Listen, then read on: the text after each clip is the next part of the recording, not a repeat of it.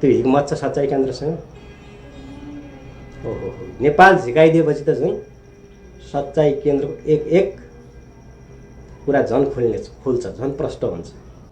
धम्की दिने, video delete गर्ने, मुख बन्द टाल्न खोज्ने यो राणा शासन होइन। एकैछिन यो भिडियो हेरौँ है त।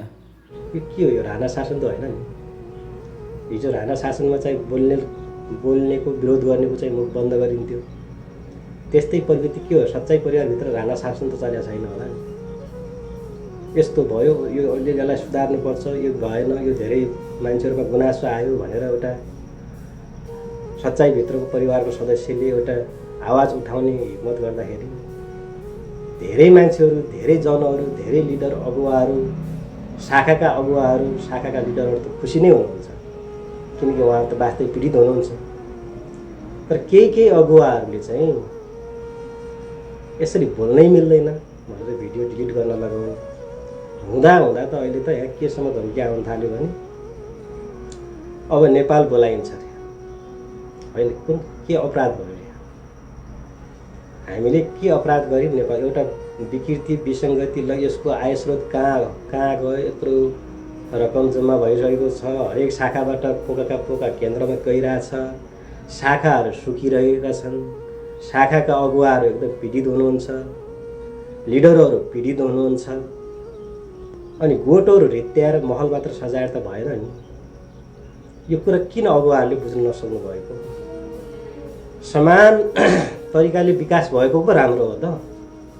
केन्द्र मात्रै महल एकदम झिलिमिली हुने, शाखाहरूको लिलिमिली हुँदाखेरि अलिकति त्यहाँनिर तपाईँ हामीले ईश्वरका पवित्र सन्तानहरूले यहाँनिर बुझ्नुहोस् न, एकदम अन्धो भक्त भएर ताली नबजाउनुहोस् कि।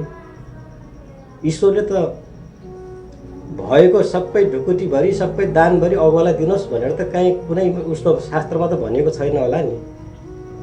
जहाँ समस्या छ, जहाँ अभाव छ, जहाँ गरिबी छ, त्यो ठाउँमा सहयोग गर भन्नुभयो होला नि।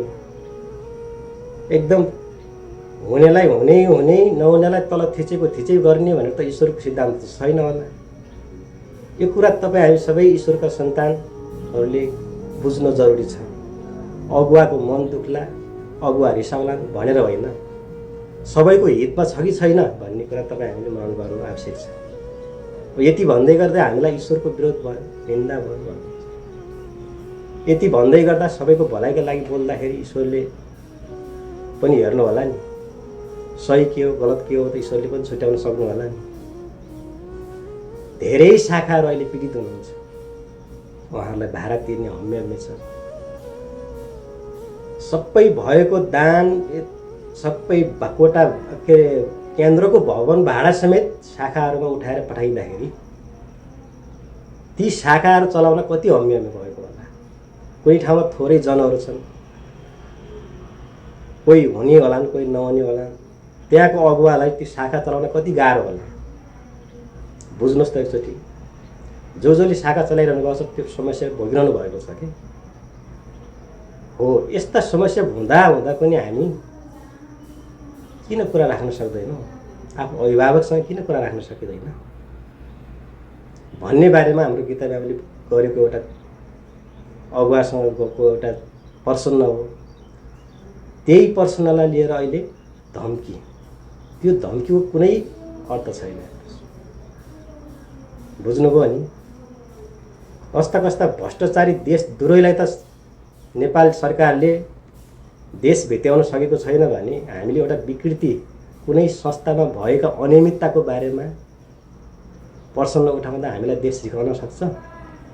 त्यो हिम्मत छ सच्चाइ केन्द्रसँग। ओहो, नेपाल झिकाइदिएपछि त झन् सच्चाइ केन्द्रको एक कुरा झन् खुल्छ, झन् प्रष्ट हुन्छ। हामीले के अपराध गर्यौँ?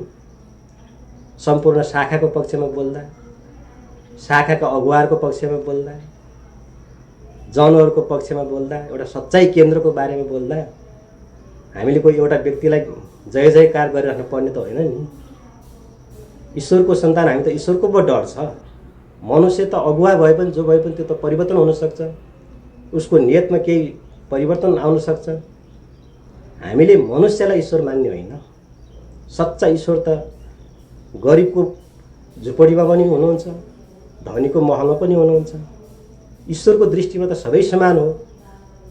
त्यसैले हामी ईश्वरमा भरोसा गर्ने मान्छेले एउटा व्यक्ति रिसाउला कि अगुवा रिसाउला कि भनेर हामी डराउनु पर्ने आवश्यकता छैन। त्यसकारणले म के भन्न चाहन्छु भने धम्की दिने, भिडियो डिलिट गर्ने, मुख बन्द टाल्न खोज्ने यो राणा शासन होइन। एउटा अहिलेको एउटा लोकतन्त्रले दिएको अधिकार हो। जहाँ अनियमितता हुन्छ, जहाँ विकृति हुन्छ, त्यसको बारेमा आवाज उठाउन पाउन सम्पूर्ण हरेक सङ्घ संस्थामा आबद्ध रहेका एउटा सदस्यहरूको अधिकारको कुरा हो। त्यही अधिकार प्रयोग गरेर हाम्रो गीता म्यामले त्यो बोल्ने हिम्मत गर्नुभएको हो। उहाँको पक्षमा धेरै समर्थकहरू पनि हुनुहुन्छ। केही अगुवालाई उहाँहरूको चित्त नबुझ्नु स्वाभाविकै हो। चित्त किन बुझेन? अनियमितता भयो भन्दा किन चित्त बुझेन? प्रष्टीकरण दिनु पर्यो नि त। प्रष्टीकरण दिनु पनि छैन। अझै मुख टाल्न खोजियो भने मैले बारम्बार भनिरहेको छु, एउटा सानो देखिएको झिल्को हो, यसले कालान्तरमा ठुलो रूप नलियोस् भनेर म बारम्बार भनिरहेको छु। अझै बोल्ने हिम्मत गर्ने मान्छेलाई धम्की दिने, नेपाल झिकाउँछु भन्ने जस्ता कुराहरू गर्नु त्यो अगुवाको कहाँसम्मको सोच हो? उहाँले कस्तो खालको शिक्षा पाउनु भएको छ? एकचोटि सम्पूर्ण अगुवाहरू, लिडरहरू, जनहरू सबैले कुरा बुझिदिनु भनेर म अनुरोध गर्न चाहन्छु। धेरै दुध धेरै उम्ल्यो भने पोखिन्छ। त्यही भएर बाध्य भएर हामी बोल्न बाध्य भएका छौँ। सच्चाइ केन्द्रको लागि बोल्न बाध्य भएको छु। सम्पूर्ण अहिले देश विदेशमा रहनुहुने शाखाहरूको बारेमा म बोल्न गइरहेको छु। यो एउटाको समस्या होइन, धेरै शाखाहरूमा यस्ता समस्या छन्। केन्द्रले यो कुरा मनन गर्नुपर्ने भन्छ। यति कुरालाई मनन गर्नुहोस्, यस्तो भइदिएको हुन्थ्यो भनेर एउटा मान्छेले, शुभचिन्तकले, एउटा सच्चाइ भित्रको परिवारले सोध्न पनि नपाउने, त्यसको मुख टाल्न खोजिने, त्यसलाई आउट गर्न खोजिने। तपाईँले आउट गर्नुहोस्। तपाईँले तपाईँको महिमाबाट आउट गर्न सक्नु होला। ईश्वरको राज्यमा त ईश्वरले त कसैलाई तलमाथि पार्नु भएको छैन। सबैलाई समान अधिकार दिनुभएको छ। गरिब होस्, धनी होस्, महलमा बस्ने होस्, झुपडीमा बस्ने होस्, ईश्वरले दिनुभएको अधिकार सबैको लागि बराबर हो। त्यसैले केही अन्धभक्त साथीहरूलाई पनि, सरम्यामहरूलाई पनि म भन्न चाहन्छु, तपाईँहरूको चेत, तपाईँहरूको दैलोमा कहिले घन्टी बज्छ? आफू पनि बोल्नु छैन, कसैले सही कुरा उठान गर्दा तपाईँहरूलाई के को आपत्ति हो? कहिलेसम्म तपाईँहरू अगुवाको चाकरी गरेर बस्नुहुन्छ? जुनसुकै संस्था, जुनसुकै पार्टीमा होस्, चाकरी बाध्य धेरै दिन टिक्दैन। स्फूर्त रूपमा चल्नुहोस् न। सबैको हित हुने तरिकाले चल्नुहोस् न। कोही अगुवाको चाकरी गरेर तपाईँलाई ईश्वरको धेरै आशिष मिल्ने कुरा होइन। ईश्वरको आशिष मिल्न त तपाईँले असल काम गर्नु पर्यो नि। कोही व्यक्तिको बारेमा काम गरेर हुँदैन। यो बारेमा सम्पूर्ण देश विदेशमा रहनुहुने सच्चाइ प्रेमी लिडरहरू, जनहरू सबैले बुझ्नु होला। यसमा कुनै नेगेटिभ मनसारी होइन, सच्चाइलाई अझै सशक्त बनाउनको लागि हो भन्दै मेरा दुई शब्द यही अन्त्य गर्छु। हस्, नमस्कार।